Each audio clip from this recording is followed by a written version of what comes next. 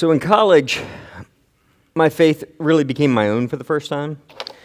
And I went through kind of a cycle or routine. So what happened was I started out, and when I first experienced, knew the grace of God, I was burning with passion for God. I just wanted to, I literally would skip my classes and read the Bible and just weep over it. I wanted to, everyone I ran into, I had to tell them about Jesus. Do you know Jesus? Do you know how amazing he is? Everything. It was just, I was on fire. And so when I started out, I was amazing. But then I found, eventually, I ran into a crisis. And I don't know, sometimes it was just drifting away in busyness. Sometimes it was falling headlong into sin. But I ran into something, and then my life would then crash and burn, and I felt terrible, oh no, I've so ruined my relationship with Jesus. Who am I? What's going on? And I felt ashamed and broken, and so I would do everything in my power to just get back to where I was. I just so wanted to be there again. And then finally, I would get back there to this place of passion, and I would pull out my journal and I'd write, "Dear Jesus, I'm never going to sin again. I'm going to read my whole Bible and tell the whole world about you, and I love you more than anything. And that'll never happen again." And that lasted a day, sometimes a week. And then I'd go back to a crisis. I go through that same routine. And then sometime, I think I was early. I was 21. Something about that. I pulled out my journal and I was writing, "Dear Jesus, I'm never going to sin again." And then it hit me. I've been here before. This feels familiar. And I pulled out my journals and I started reading it, and I noticed, wait, I've been here before. And then I go into the same sin, the same crisis again, and then I feel terrible, and then I run back here, and I get on, and it might be absolutely sincere passion, but it is shallow. It is superficial passion for God, and then I go into crisis again and again and again. And this is when I read the Bible verse, Proverbs 26:11. "As a dog returns to its vomit, so a fool repeats his folly." And I knew that was me. I was the dog. I was the fool. And I felt caught, stuck, helplessly trapped in this cycle where I wasn't making, and I thought, God, is this what it means to follow Jesus? Then, with time, lots of frustration, lots of mistakes, years of learning, I found that there's another way. So I went through the cycle just like normal, but this time, when I felt shame and guilt and brokenness, I made a decision. I am not going to just go back and just do this cycle again. I have to break this cycle. Instead, I'm going to sit in it. And there I sat, and I waited. I said, God, I can't do this anymore. I can't do this anymore. And I don't know about you, but that word wait, that feels like a curse word to me. And I waited, and sitting in that, and rather than trying to solve it myself, but coming to God and saying, God, I need you to do something about what's happening in my heart, somehow, and I can't even explain it to this day, but something happened where God showed up. And there was a grace that was given me where it just changed my circumstances. It changed, in people and other, I started experiencing freedom from sin and guilt and shame. Not because I was perfect, but because I started experiencing His love for me, and that just changed me. It changed my trajectory so that I was brought to a new place. I didn't go to the old place. I was brought to a new place. But then eventually, from that new place, I hit, you guessed it, another crisis. But here's the deal. When I hit this crisis, it wasn't the same as this. Because I had already experienced the grace of God in my life. I had already experienced His love.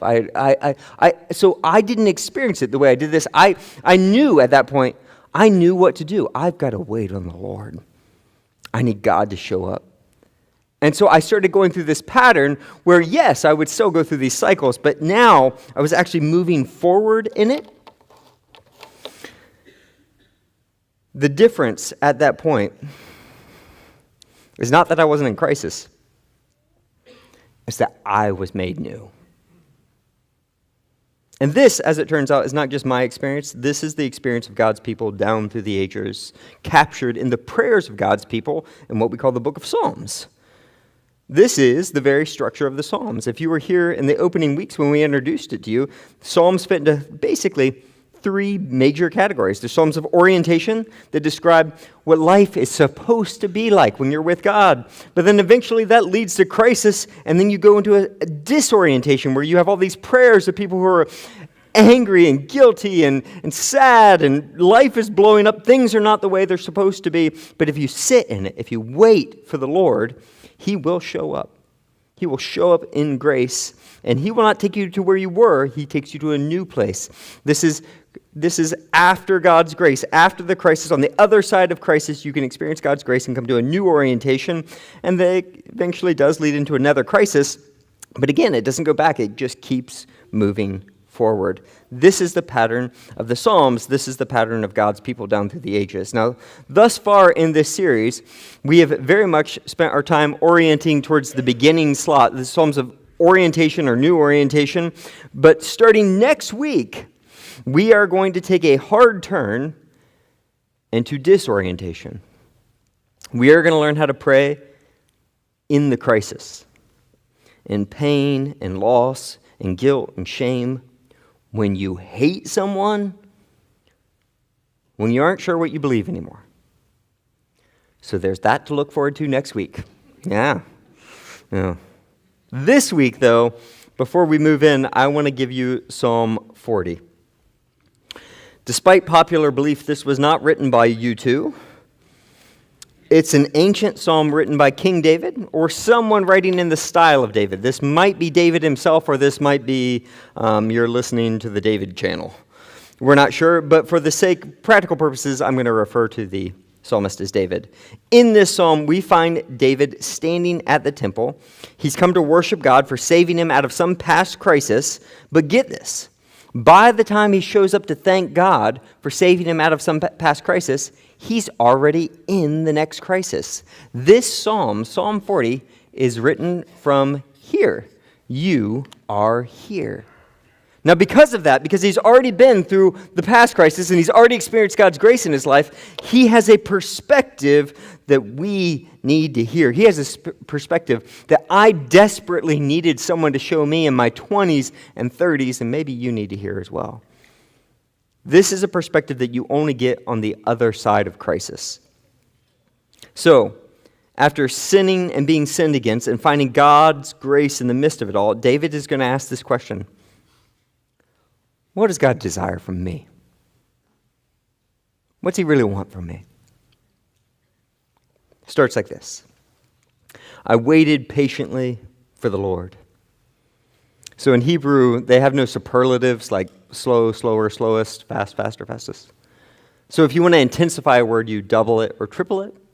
This literally reads, I waited and waited for the Lord. It's intense waiting.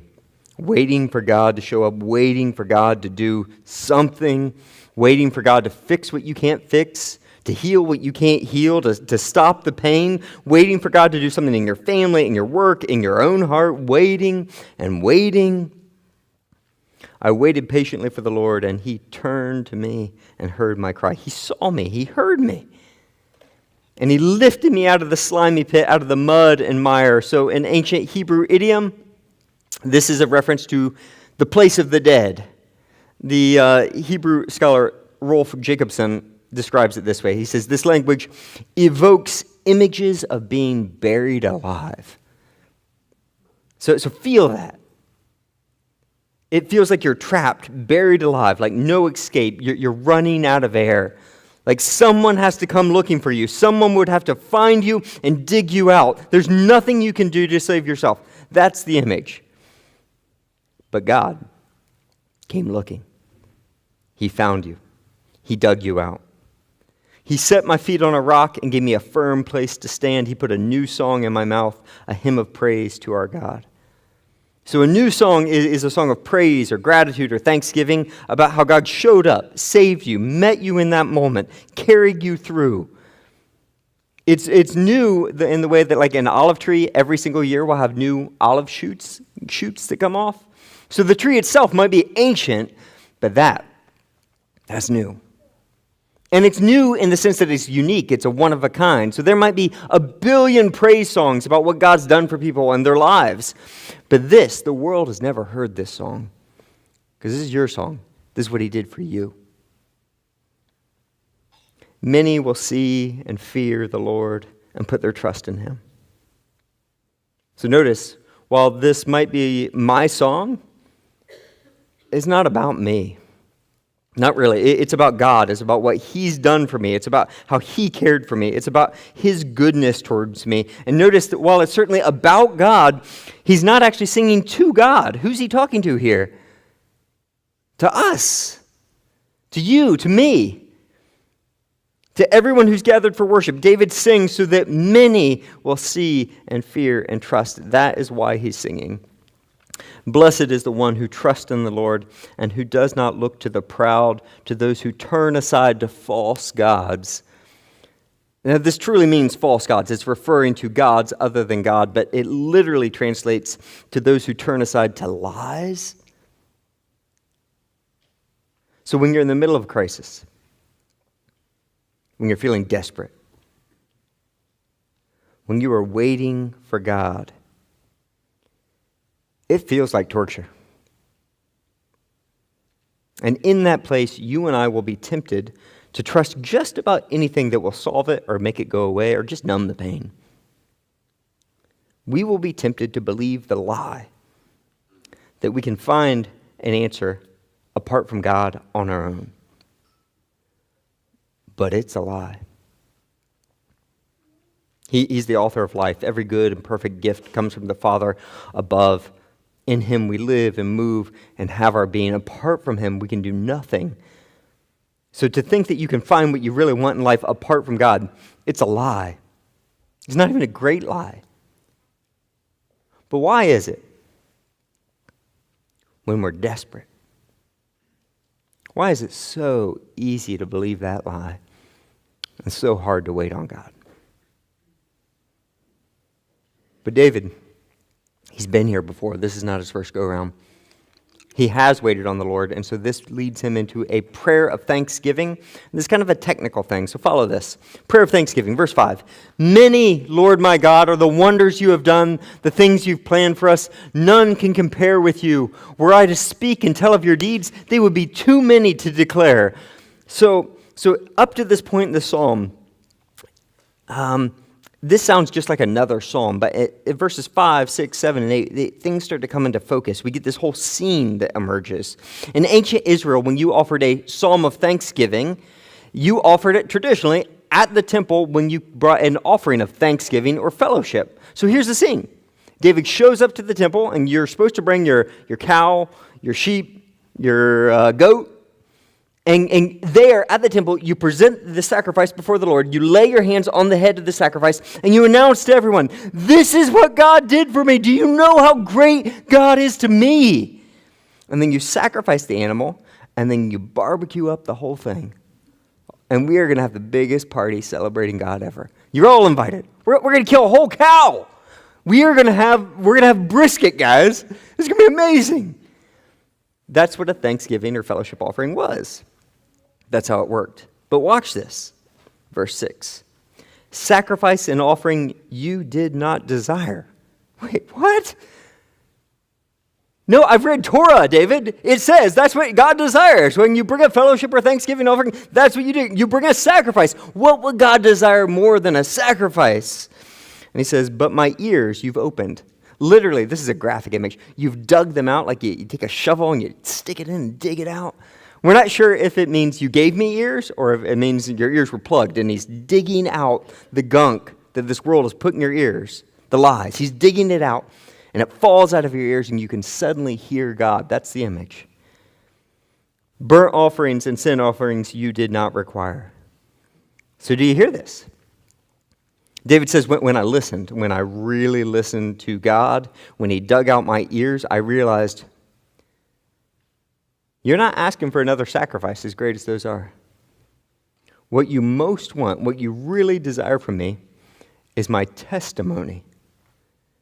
You want me to tell others what you've done for me. That's what God most desires. Then he said, "Here I am, I have come. It's written about me in the scroll." David speaking here. "I desire to do your will, my God. Your law is within my heart." Like if you say that's what you want from me, then there's nothing I'd rather do than share my story with others. So he shows up to the temple with a one-sentence testimony. He shows up with a scroll written about me. This is what God did in my life, and this is the sacrifice that I'm going to offer, because I can't offer a sacrifice that will ultimately please God. I'm going to have to depend on a future sacrifice, Jesus Christ on the cross, for that. What he really wants me to do is acknowledge his goodness, his grace in my life before the great crowd of witnesses. I proclaim your saving acts in the great assembly. I do not seal my lips, Lord, as you know.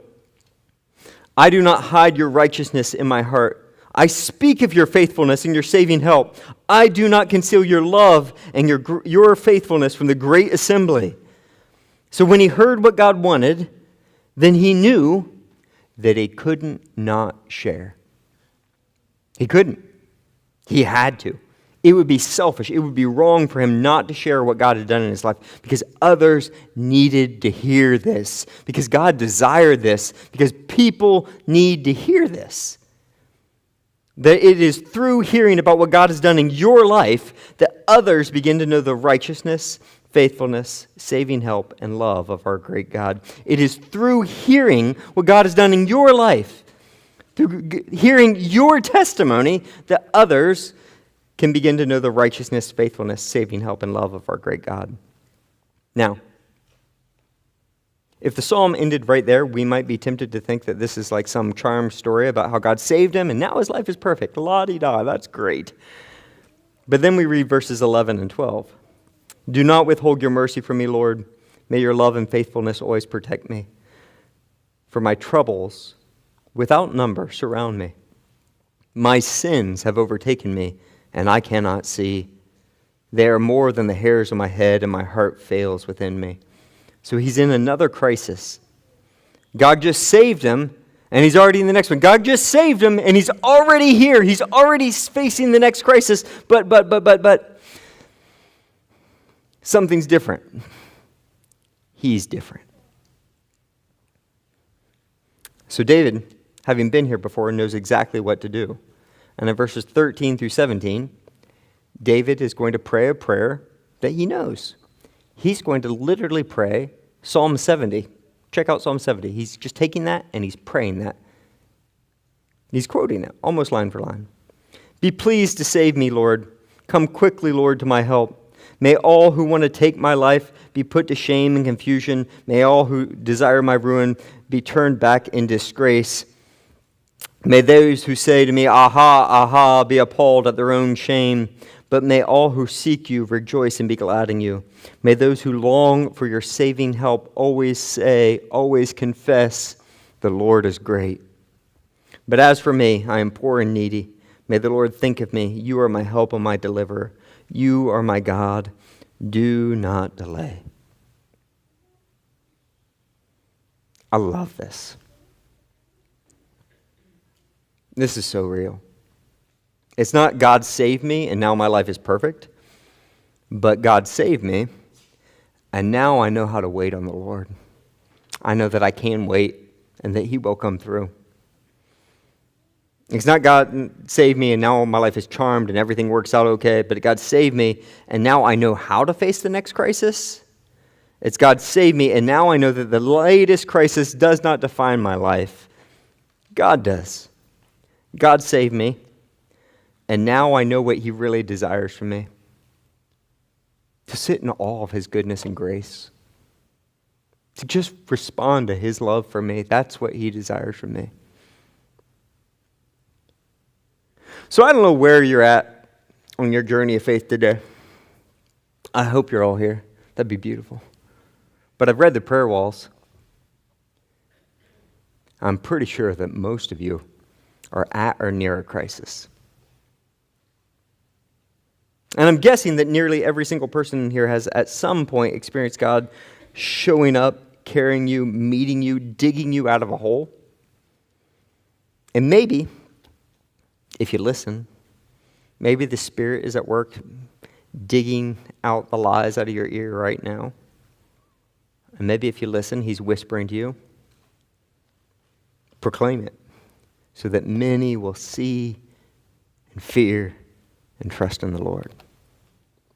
So that's the invitation. If, as you listen to God, you feel like he wants you to share a one-sentence testimony, this time is for you.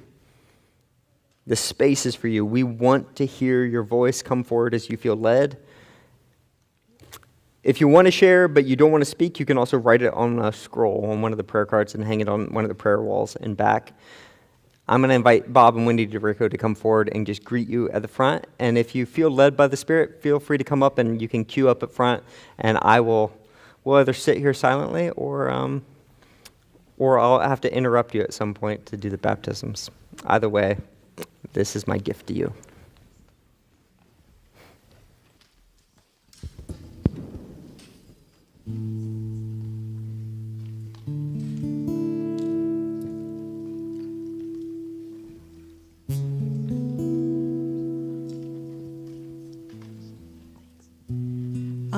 Last year, October 15th, I had a fall on the side of my house in the dark and had a spiral fracture of my humerus up into my shoulder. And I just thank the Lord for walking with me and comforting me and helping me through. So, Amen. Thanks be to God.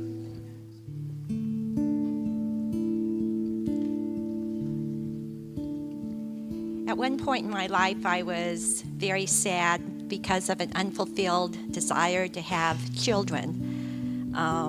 The Lord met me in that time and gave me peace, and he taught me contentment. Thanks be to God. But that's not the end of the story. Later, he worked in a wonderful and marvelous way to give us the opportunity to adopt our son.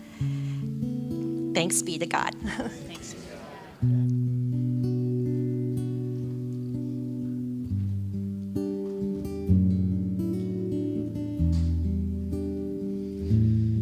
Hi, my name is Jennifer.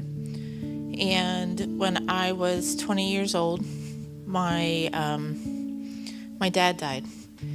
He was the center of my immediate family and all of his brothers and sisters, or brothers, he has no sisters, and my grandparents. I was angry. I was very angry with God and wanted to know how he could let this happen. My dad was only 43, and it was devastating to us. But through my mom's faith and love, after years of being 20 and rebelling and moving as far away from home as possible, I moved about 5,000 miles away. And all that time I was searching. And now, many years later, I can see how God carried us through and how he was there for us and always has been. It's his plan. And I now try and live my life thinking, okay, God's going to get me through and he's going to be there for us. And I have no idea what the plan is. There have been many crises and life stories and things along the way, but he has been there. And I just hope that I can share that love and that faith in him with those around me. And it's all because of him. Thanks be to God. Thanks.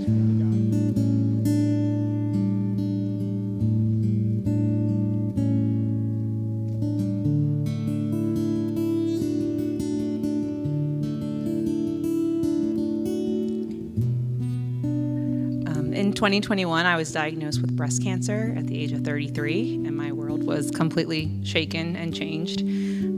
But God walked with me through the fire, and he reassured me of his promises and his presence, and praise God, I'm over 2 years cancer-free. Thanks be to God.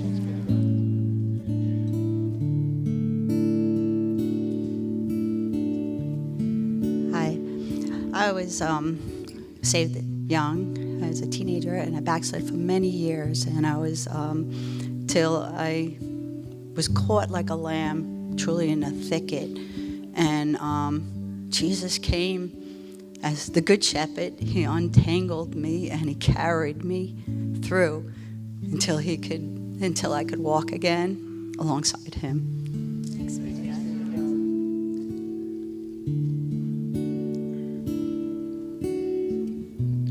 I wasn't going to come up, but that was my wife. She shamed me into it. So.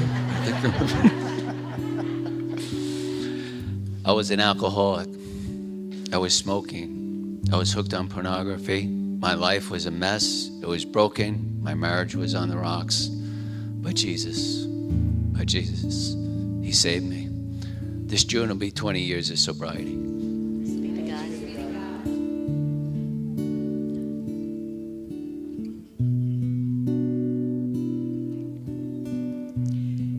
Hi.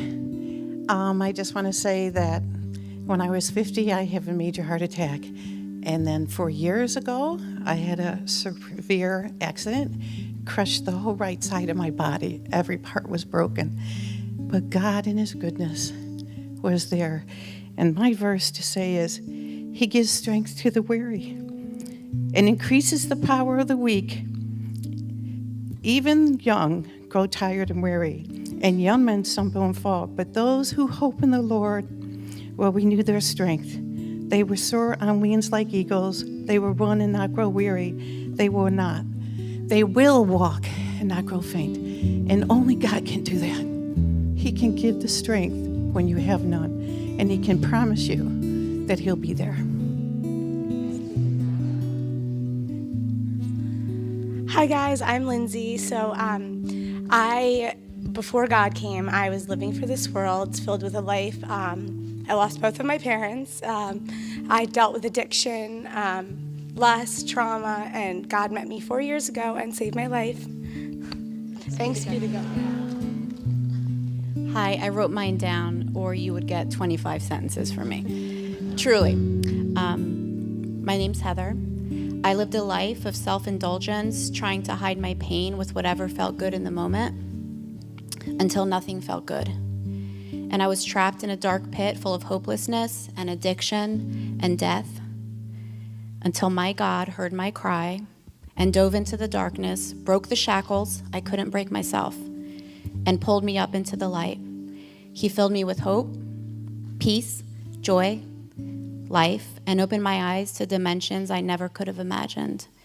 To Him who can do all things and is gracious, kind, merciful, and life-giving. Thank you.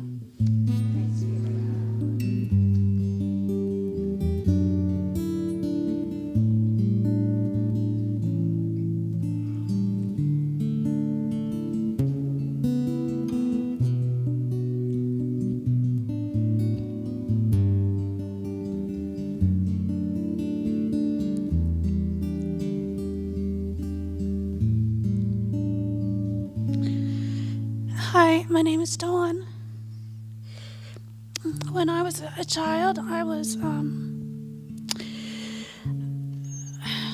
verbally abused by my mom, and I was teased as a child and really put down. But God walked me through that, and He helped me and strengthened me, and helped me, get through college. But several years ago, I got really sick, and I had a lot of heartache in the last several years, and I'm very broken. And I'm just waiting for the Lord. I'm waiting on Him, and I know He'll come.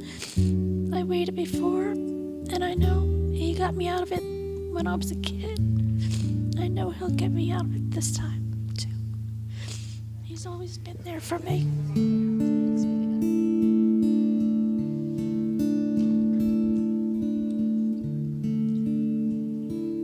Hi, I'm Gwen, and I probably have a lot of stories where I have had to wait for the Lord. But the most recent one was one I couldn't have predicted. My landlord in Malvern decided that he wanted to change the old house that we were living in, and so I was evicted. Now, I was evicted at age 62 or 3 or 4, probably 4, I think. And that's a different kind of eviction. It's one thing to be in your 20s and maybe your landlord does something and you think, okay, you can just sort of slip in and find a place to live. But it's different when you have a 5 nice bedroom apartment and you've lived there for 10 years and all of a sudden you're evicted. It was shocking. It was actually very unstabling to me. And I thought to the Lord, why now? And why this? And why, the why questions all came up. And it was really painful because this was my life and this had been my home. And this is where I was doing a lot of ministry and all of the above. And all of a sudden, I instantly heard that he was doing a new thing. And whatever the new thing was, I needed to be okay with it. So, but I still had to find a place to live. And I called some friends that live in this sort of radical obedience to the Lord. And I said, do you know the room you have in your house upstairs where all of your nieces and your nephews have all come and sort of cycled through? And we kind of called your house the transitions house. They said, yeah. And I said, well, I've just been evicted. Is there any chance I can come and live with you until I can figure out what I'm meant to do next? Now, I wouldn't have called that a pit, but it was pretty deep for me because I had been really sort of established there. And so the long story and the short story is that, of course, God had to meet me living in one room of my friend's home. And I just had felt like during that year, it was going to be a new season of really radical obedience in a way that I had never really lived. I mean, I thought I had been living that way, but this was big. So the final story was he found a place for me to be. I'm living with a friend who's a widow, and I'm living in Malvern. And it's a very solid place where Christianity is really the center of the life in that home. And there's lots of things happening. And next month, there'll be a family coming to live there too. So it's a real place of joy and new kind of living. So thanks. Thanks be to God.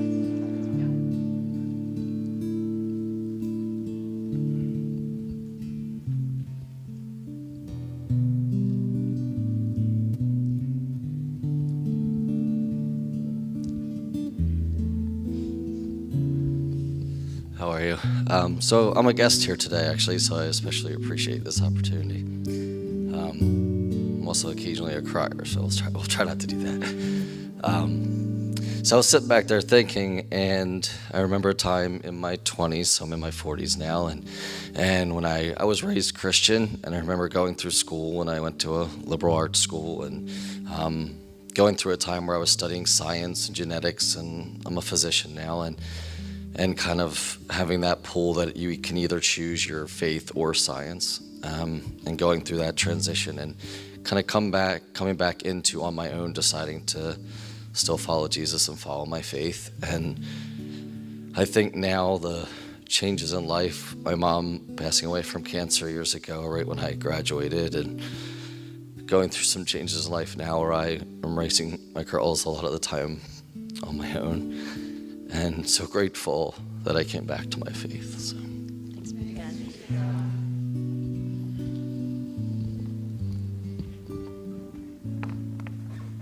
Thanks be to God. It is through hearing about what God has done in your life that others can begin to know the righteousness and faithfulness and saving help and love of our God.